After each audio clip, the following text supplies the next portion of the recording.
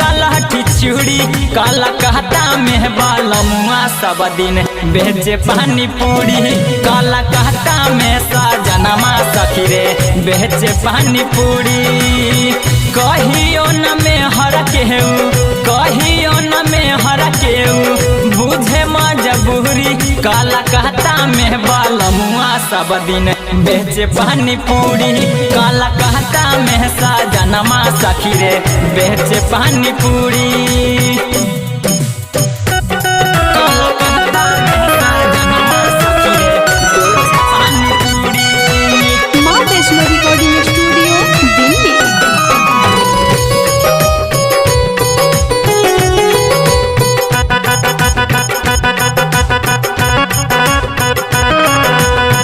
कहियो न पैनी अपना पियहवा के सुख रे या जले ना मिटल मोर जहवानिया के भूख रे या जले ना मिटल मोर जहवानिया के भूख रे। ए सखी हाँ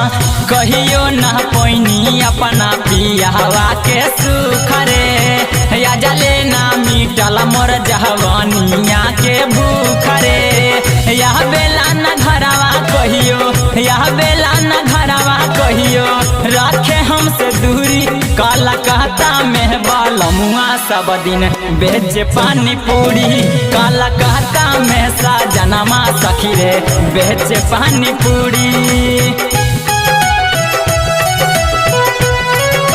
काला कहता में सजनमा सखी रे बेचे पानी पूरी। माँ वैष्णो रिकॉर्डिंग स्टूडियो दिल्ली।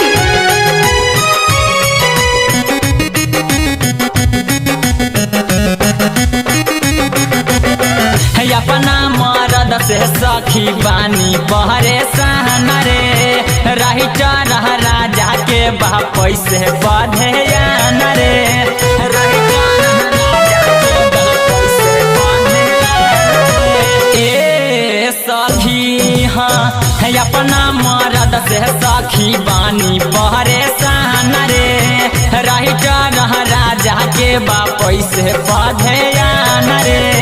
कहलिया न राजेश देवर हो यह जीत राहुल देवर हो ताकेला न घूरी काला कहता में बालमुआ सब दिन बेचे पानी पूरी काला कहता में सजनमा सखी रे बेचे पानी पूरी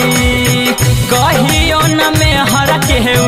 कहियो न में हर केहू बुझे मजबूरी काला कहता में बालमुआ सब दिन बेचे पानी पूरी काला कहता में सजनमा सखी रे बेचे पानी पूरी।